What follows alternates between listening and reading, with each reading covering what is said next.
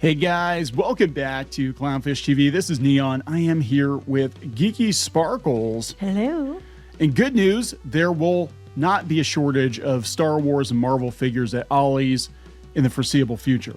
There's going to be a lot more crap that's going to wind up at Ollie's. Hasbro is extending its partnership with Disney for Marvel and Star Wars. Why? Yes. Why? Because it's because they need the boost in their stock. Because when I saw this, I was like, well, I bet they did this because their stock to boost their stock. And between the announcement of this and their earnings call doing okay, mostly due to digital like D&D stuff, right. Their stock is going up. So Disney and Marvel is like the only thing they have that anchors. I mean, they have Transformers too, but as far as like the big IPs that are anchored to another company, Disney is it. Like that's our outside IP. And they need to keep that relationship going just to keep the shareholders happy, even if most of that shit doesn't sell and ends up at Ollie's. Yeah, so this is an interesting situation because we know a landfill, yeah. Just like the magic cards.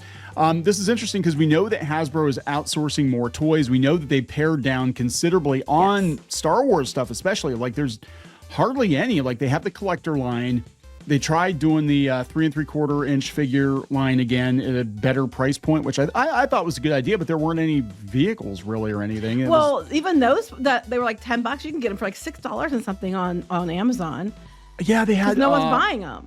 They had the Mandalorian and Grogu Starfighter, the Naboo Starfighter, and it was like a $30 vehicle, came with like a figure or two, and it was like $10 on clearance already. Well, here's the thing. It's like they're probably banking on the new movie coming out next year. Yeah. I don't think it's going to do much good. And then a lot of the Star Wars stuff they have out there isn't even Hasbro now. Like they have the Lego deals and they have some other stuff like with the, like the little mystery figures and stuff like that. Yeah. It's weird. Like they've got the Star Wars. I think honestly, it's probably worth it for them. I mean, I'm going to be honest, probably for Spider-Man stuff. Yeah, that's what they're banking on. Apparently, their biggest sellers, I think, are Spider-Man and His Amazing Friends preschool show, and then there's going to be a new Iron Man and His Awesome Friends preschool Iron Man show. His Awesome Friends. I'm serious. It's going to be a new preschool show. Apparently, it was in the press release. Oh God. Okay, let's talk about this before you get into any further. Please subscribe for more pop culture news, views, and rants, guys. You will get a woohoo if you do. Woohoo! All right, so let's go to your article first on Pirates and Princesses. Hasbro extends partnership with Disney for Marvel and Star Wars. So walk me through this. They have a multi-year extension. Right. So they're getting a multi-year extension. They didn't really say how many years that was, just a multi-year extension in there. That was their press release for Marvel and Star Wars toys. Now their deal for D&D or Magic, and they're putting Marvel in that, is a different deal. This is for toys, games, like the lightsabers and the black, figures and the vintage lines and all that stuff. That's what this is for. So, they're talking about how Disney Junior, Spider-Man and His Amazing Friends, and upcoming Iron Man and His Awesome Friends. Awesome Friends. So they're really focusing on the preschool toys because that's where a lot of the money is. And I can tell you for a fact that when I do toys for Christmas time for kids, they never ask for Star Wars, but they almost always ask for Marvel figures. And you don't see the Marvel figures. You see some, but not the level of Star Wars figures at Ollie's. Marvel, I think, still has some pull, but not Star Wars. Yeah, it depends on what it is. Like you're not seeing a lot of Iron Mans and Spider-Mans at Ollie's. You're seeing a lot of Ms. Marvel and Wakanda Forever and Shang-Chi and all these like oddball Eternals. But the main like Iron Man, Spider-Man, Hulk. Well, that's why it's Spider-Man, His Amazing Friends, and Iron Man, His Awesome Friends, which are probably the main core characters, because those don't end up at Ollie's. It's the MCU movies that don't do shit that end up at Ollie's. The MCU movies that don't do shit. But so pretty much all of them anymore. I get the Harkness figures. Yeah, I know, right? They don't do well. Now, they did have a good earnings call, which also was upping their stock between the Disney announcement of an extension and the fact that they had an earnings call that they did mostly well. So their stock has gone up $9 or so today. Yeah. It's interesting to me though. Oh, more than that. Yeah, that's almost $10 now. Yeah. So what's interesting to me though is they're talking about the tariffs and the impact, and Hasbro admits it could be a $100 to $300 million impact on their bottom line. But they also say to offset this, it's probably going to be more expensive for the consumers. I'm like, how can you make those shitty Transformers any more expensive? They're already dirt cheap junk and you want a ton of money for them. And they also said that they're going to probably have layoffs to offset probably losses for the investors. Oh, yeah, right here.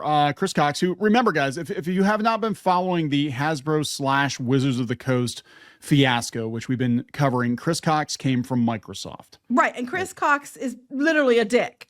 Yes, he's going to fuck over his employees. He is aptly named. Yeah, there's going to be potential job losses as we adjust to absorb increased costs and reduce profit for our shareholders. They've been laying people off. Like, look, and I'm probably going to talk about this more in another video later today, talking about the board game industry collapsing.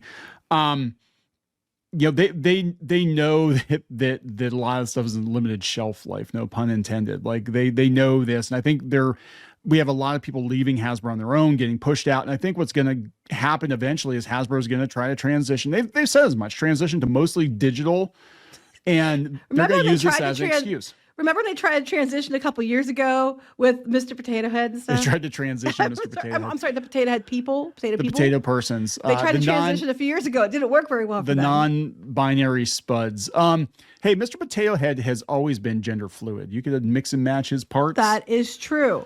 My Mr. Potato Head had a purse and pumps because I had the deluxe version, and you could turn them That's into true. Mrs. I remember that. But I'm just saying they had that big push to you know, make sure that there was everybody was represented with the potato people, and then they had different other pushes they had done to make sure that they were more inclusive. So they tried the transition stuff before, and it didn't really work. It's so weird to watch them scramble, basically trying to figure out what works. Because look, here's the thing: one, kids aren't playing with toys as much as they used to, or they're getting out of toys, which is why they're probably betting on the preschool stuff, because they're getting out of toys. Well, at an earlier age. The preschool stuff still sells. When the kids get older, they switch to like video games and iPad apps and stuff like that, on their phone and stuff like that. They aren't selling toys for older kids as much as they used to. No, because Fortnite and Minecraft are basically the demographic that used to play with the G.I. Joe figures and the Transformers. They're playing Fortnite and Minecraft and video games and stuff like that now. And right. I would too. I mean, I was still playing with action figures when I was like 12 years old, but that is not the case now. I still play with action figures at my age. Well, I know, but it's just weird to see it happen, because even our kids, like our son especially, he was out of toys and into video games by the time he was like 10 or 11. Yeah, before that, I'd say. Yeah, at least 10. And our kids still like toys, but they mostly wanted games and, stuff like that, or cards to use on games, or, Robux and, whatever the Fortnite money's called. Robux. Yeah, V-Bucks or whatever. Yeah. But it just wants bucks. Yeah, sometimes it's money. But you don't see the stuff that are for older kids selling as much. That's why they're focusing on the collector market more. And those toys aren't even showing up in the stores half the time anymore. I know people were like talking about the Masters Universe figures, and they're trying to say, oh, well, they're still showing up in stores. Yeah, maybe yours, but most of the stores aren't even carrying them anymore. A lot of Walmarts and Targets stopped carrying them, and you can still get them, but you have to go online. And that's what we see more and more of. And the stuff I'm seeing on the shelves, especially Star Wars, not moving. It's not, no one's buying it. Even which I was surprised. I thought for sure the 3 3/4 inch figure line, because we actually reviewed some of the new Vader toys. I thought it was a decent price point. Then they knocked them down to like $7 or $8. I'm like, okay, this is fair, because they were like $3, $4 back in the 80s. They don't do a lot, but for the price, at least you get figures that's affordable for people. Right, but the problem is kids don't like Star Wars, so it doesn't matter if you make the figures affordable for kids. They don't like Star Wars. This is why all this shit that's kid-centric Star Wars is piled up at Ollie's. Even the little 2-inch figures, which I think are pretty cool, the little 2-inch ones they have. I bought the X-Wing with Luke and Grogu, and it was $5, and there's still a pile of them sitting over there. I'm thinking about when I go to garage sales and stuff like that, and I don't really see a lot of the age range of toys that they're not moving. I do see preschool toys a lot. I see Barbie and stuff like that, but I don't see a lot of the other stuff.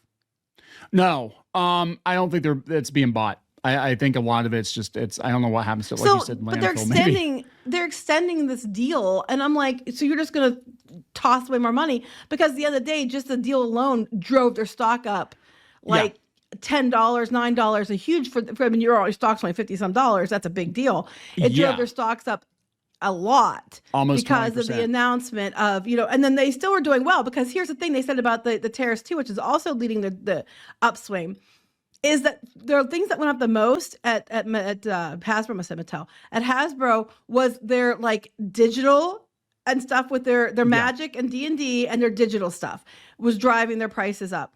And you can, a lot of stuff you can print cheaply, or if it's digital, you don't have to worry about China for that. And then you can even get some printed here for those cards. You don't have to get those printed. Other countries will do those easily. You don't have to go to China for that. So those things being the driving force of their the increase in their money they made and their profits and things. My mind just went blank. The increase in that is done by things that aren't dependent on China. Well, listen to this. So what they're going to do is they're going to use this as an excuse to trim more fat, right?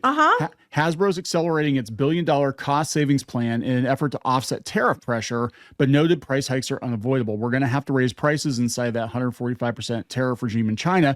We're trying to do it as selectively as possible, minimize the burden to fans and families that we serve. Well, smart. Don't do it. They said that Hasbro's plans are flexible and will change as the tariff situation evolves. The company is hopeful for a more predictable and favorable U.S. trade policy. We're trying to play both defense and offense at the same time. I think what is going to happen is that they're going to cut down on the amount of stuff that they make, and they're going to they're going to outsource more, and they're going to increase digital, and they're going to use the tariffs as an excuse, and then they're going to get rid of people. But the reality is they were going to do this anyway. They were already doing it.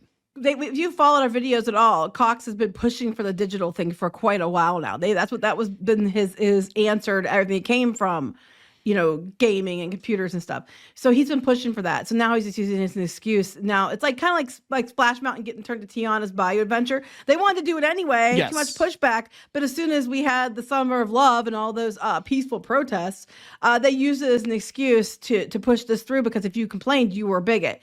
That's what they're going to do now. Well, if you complain, you are not on board with saving the company. Yeah. Yeah. And that's that. And what they're going to do is eventually they're going to have the master. So it can even be a case if they get the master license from Disney and then they dole it out to like any other company that wants to take a chance on making toys. And at that point, Disney could have just gone and made a deal with somebody else and then cut the middleman out for the consumer, but they're not going to, because Hasbro has name recognition and they had to deal with it. And they're extending their deal with Hasbro, boosts Hasbro stocks, and it probably helps Disney out somehow too. And because of that, they both get a boost, and that's what all they care about. That line there going up, that's what they care about.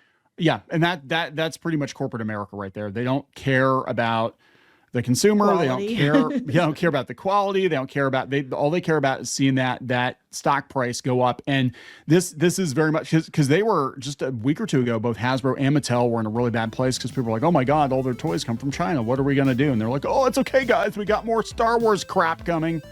It wasn't just that. They're basically we're doing a lot of digital. Our big increases. Digital. Yep. Our 46% increase in profits came from Magic and D&D, which aren't impacted by China, and a lot of it's digital. And that's what they tried to say. They said that they would up a lot of it was in digital. They said. Yeah. Yeah, and I think they're going to transition into just being a license holder, and they're going to dole the licenses out, and corporate America is going to corporate America, right? But they bought themselves some more time.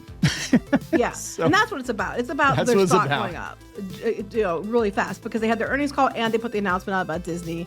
I mean, it's not really a shocker about Disney. Of course, they extended it. Yeah. But who else are they going to go with? I mean, seriously, like you said, they do go with Mattel on some things, because Mattel's done stuff too for them for Star Wars. Yeah, but Mattel's in bad. Mattel's in worse place than Hasbro is right now. They both aren't doing great. But I'm just saying, they use this as a way to boost themselves, and it worked. Good on them for being smart, but doesn't change the fact that they're still run by a dick. Yeah. Are we going to wrap it up? We're going to wrap it up. Please subscribe for more pop culture news, views, and rants. We'll talk later. Bye.